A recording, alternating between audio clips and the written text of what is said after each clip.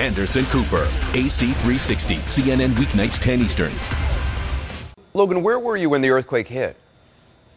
Well, Anderson, the apartment that I live in is right in the central city of Christchurch, so in the CBD, Central Business District, and I'm on the 6th floor, and I was sitting on my couch just doing some work on my laptop when the earthquake struck. And from the video that you took, I mean, it looks like people were pretty calm right after the earthquake. I think the video started rolling about 5 minutes after the quake, right? Yeah.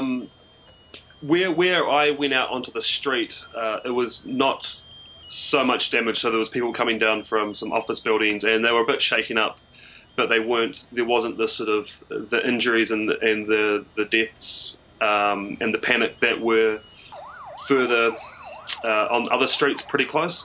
So I don't know if you know, we had a major earthquake here on September the 4th, 2010. It was a 7.1, and I think since that we've had over 4,000 like small and relatively large aftershocks. So we've had 4,000 like of these shakes. So you get used to earthquakes, and I think there wasn't the shock that we had when the big one hit in September. It was just until you got down and you saw that there was people that were seriously injured and there were people dead, and the level of destruction this time was far greater. How are things in Christchurch now? I just had a look around. I went down with the media and drove around the central part of Christchurch again, and it's completely devastated. There are some buildings still standing, but they haven't been checked by engineers yet. There's one building that had, I believe, a couple hundred people working in it, 200 people, and that completely pancaked down. It just collapsed on itself. They were, when I went there, they were still freeing, trying to rescue people from out of that, and it's been 24 hours now since the earthquake.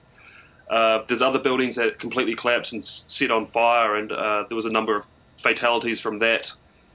The roads are a lot of the roads are sort of broken up, and there is sand and water coming up from cracks and covering the roads.